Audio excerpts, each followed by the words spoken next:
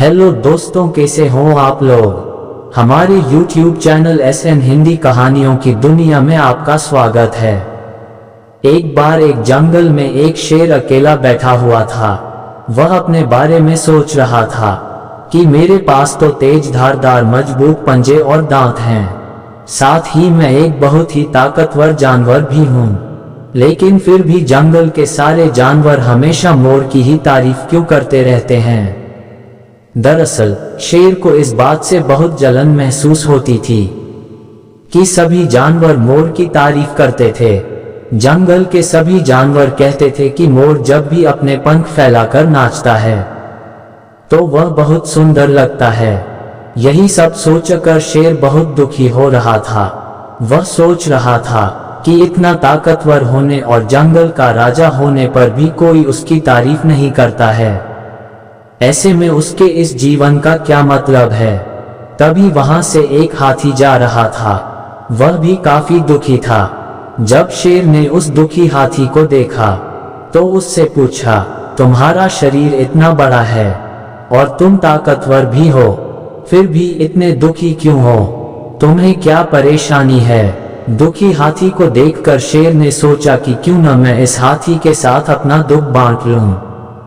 उसने आगे कहते हुए हाथी से पूछा कि क्या इस जंगल में ऐसा कोई जानवर है जिससे तुम्हें जलन होती हो और वह तुम्हें हानि पहुंचाता हो?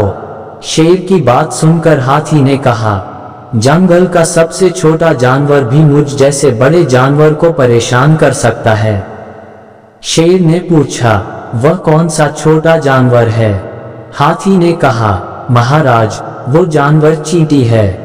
वह इस जंगल में सबसे छोटी है, लेकिन जब भी वो मेरे कान में घुसती है तो मैं दर्द के मारे पागल हो जाता हूँ। हाथी की बात सुनकर शेर को समझ में आ गया कि मोर तो मुझे चींटी की तरह परेशान भी नहीं करता है, फिर भी मुझे उससे जलन होती है। ईश्वर ने सभी प्राणियों को अलग अलग खामियां और खूबियां दी हैं। इसी वजह से सारे प्राणी एक जैसे ही ताकतवर या कमजोर नहीं हो सकते हैं। इस तरह शेर को ये समझ में आ गया कि उस जैसे ताकतवर जानवर में भी खूबियों के साथ कमियां हो सकती है। इससे शेर के मन में उसका खोया हुआ आत्मविश्वास फिर से बढ़ गया और उसने मोर से जलन करना बंद कर दिया। कहानी की सीख, हमें कभी भी किसी की खूबी देखकर उससे नहीं जलना चाहिए, क्योंकि हम सभी में अलग अलग खूबियां और खामियां होती है। तो दोस्तों, हमारी यह कहानी आपको कैसी लगी?